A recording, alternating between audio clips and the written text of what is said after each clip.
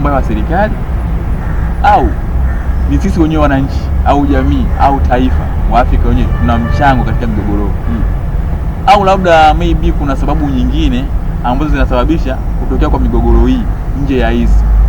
Kwa Mheshimiwa Dekas, unaweza ukawa na hoja gani au unaweza ukawa na shauri gani katika migogoro hii? Kipi chanzo?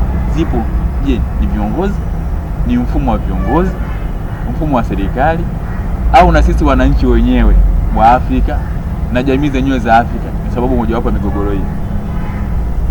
Hapa nasema kwamba migogoro inayotokea Afrika sio mfumo wa uongozi wala sio wananchi. Sawa, ila ni rasilimali zinazowagombanisha. Sawa. Kwa sababu kama kuna rasilimali ambazo zinaweza zikatengenezwa mfumo, mtu akiwa na rasilimali kutakuwa atakayekuwa anasimamia, lakini kinatokea kikundi kinasema yule hasimamii vizuri, tupeni sisi tukasimamie. Pale ndo matabaka yanapoanzia. Haya matabaka yanaanza kutafuta support kutoka kwa mataifa mengine yaweze kumtoa yule ili aweze kufanyaje, yaweze kusimamia ile rasilimali. Hata katika zile jitihada za kumuondoa sasa ndio inakuja kutengeneza vita ya wenyewe kwa wenyewe. Umeelewa? Sasa wakishatengeneza ile vita inakuja kuathiri wengine.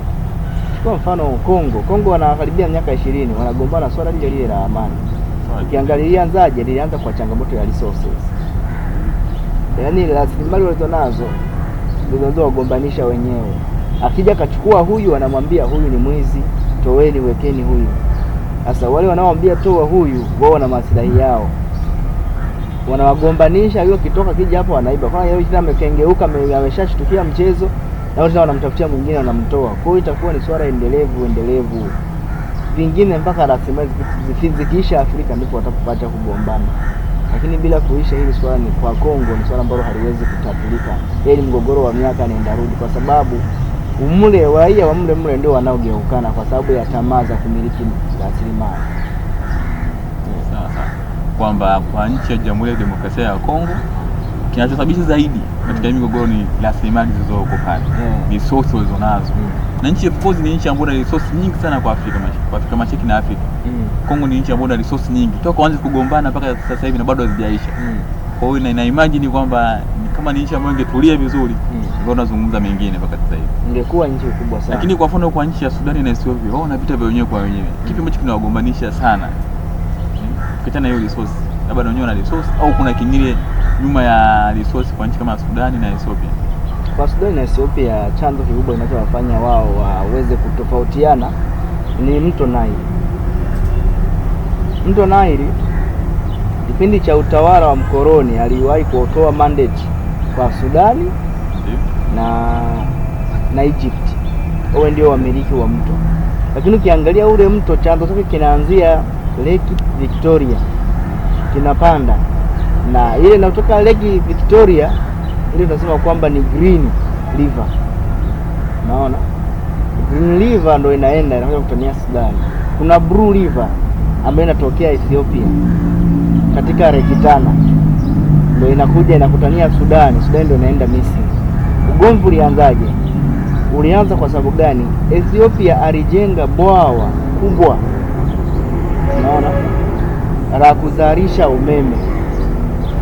Lile bwawa lilikuwa linachukua maji katika River Nile kuingiza kwenye lile bwawa. Kwa ile volume ya maji kama imepungua inaingia kwenye lile bwawa. Kumbuka maji mengi yanatokea Lake Tana yanaenda Sudani, yanapita kama mto Nile kwenda Misri. Kumbuka Misri ina asili ya jangwa. Kwa maisha ya Misri yanategemea katika mto Nile. Endapo mto Nile ukikauka, Misri hawana maisha. Unaona? Na ndio maana ukiangalia Sudani na Misri wanaelewana kwa sababu wote wanategemea River Nile wote kuendesha uchumi wao. Nipata hapo. Kwa anapotokea mtu wa kuzuia maji kutoka kwa ujazo unaotakiwa atengeneza mradi, lazima kuwe na hitilafu. Ndio maana ukiangalia sintokuelewana ilipo kati ya Sudani na Ethiopia, changamoto kubwa ni River Nile. Ethiopia anayo haki ya kutumia mto Nile kwa anachojisikia, na ndio maana katengeneza bwawa kubwa la kuzalisha umeme. Na hii imekuja kuleta changamoto kwa Sudani kwamba volume ya maji imepungua sana katika mto Nile, unaona. Kwa hiyo lazima alipoona Ethiopia anatengeneza mradi mkubwa, akaja kuona huyu nikimkalia kimya atakuja kunimaliza huko, ataanzisha na mradi mwingine, mimi nitakosa maji. Ndio maana ile kunakuwa na huyu akishtua, huyu tena anashtua, anajibu, huyu akisema, huyu anajibu, huyu anajibu. Chanzo kikubwa ni mto Nile wanaogombania, kwa sababu mto Nile kila mtu anayotegemea katika kuzalisha uchumi au kuimarisha uchumi wa nchi yake. Sawa sana, ni jambo jema. Naona watu walikuwa hawajui mgogoro wa hizi nchi mbili kati ya Sudan na Ethiopia, lakini wameweza kupata chanzo chake na sababu kubwa ya wao kugombana.